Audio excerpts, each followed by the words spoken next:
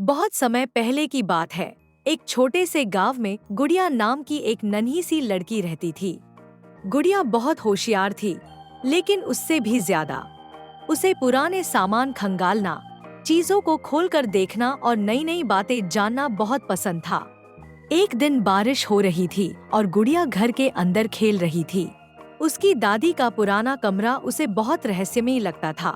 जब सब सो रहे थे, तो गुड़िया चुपके से उस कमरे में जा पहुंची। वहां धूल जमी अलमारियां, पुराने खिलौने और किताबें पड़ी थी, लेकिन सबसे कोने में थी एक पुरानी गोल घड़ी। जैसे ही गुड़िया ने उसे छुआ, घड़ी ने खुद ब खुद टिक टिक करते हुए कहा, अगर हिम्मत है तो समय का दरवाजा खोलो। गुड़िया पहले तो डर गई, लेकिन फिर मुस्कुराते हुए बोली, चलो देखते हैं। उसने घड़ी की सुई घुमाई और तभी कमरे की एक दीवार चमकने लगी।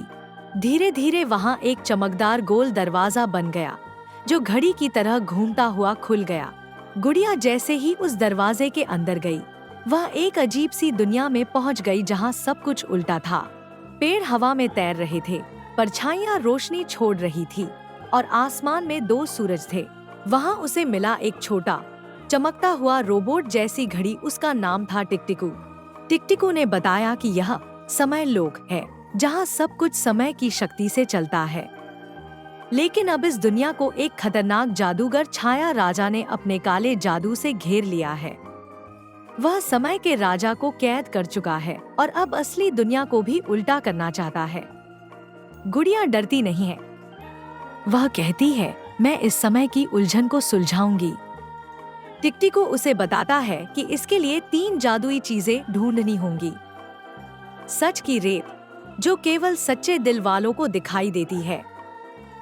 सुनहरी सुई, जो समय को सही कर सकती है। और रोशनी दिया, जो अंधेरे को खत्म करता है। गुड़िया इन चीजों की खोज में निकलती है। रास्ते में वह उल्टी चलती नदी पार करती है, बोलते हुए बादलों से मिलती है और हंसते हुए पत्थरों के जंगल से गुजरती है। वह अपनी समझदारी और दिल की सच्चाई से हर चुनौती को पार करती है। आखिरकार वह छाया राजा के महल में पहुंचती है। वहां अंधेरा बहुत घना होता है और राजा जोर से हंसता है, अब मैं तुम्हारे समय को भी उल्टा कर दूंगा। लेकिन तभी गुड़िया रोशनी दिया को उठाती है और कहती है, असली ताकत डर में नहीं, प्यार और सच्चाई में होती है। दिया चमकता है और उसके उजाले से छाया राजा की काली शक्ति मिट जाती है। समय का राजा आजाद हो जाता है और सब कुछ फिर से सही दिशा में चलने लगता है। गुड़िया वापस अपने कमरे में पहुंचती है, लेकिन अब वह अकेली नहीं होती। टिकटिकू अब उसकी सबसे प्यारी दोस्त बन चुका होता है, जो हर वक्त उसकी घड़ी में छुपा होता है। जब भी कोई मुसीबत आती है, टिकटिकू फिर से बोलने लगता है, तैयार हो एक और समय की सैर के लिए?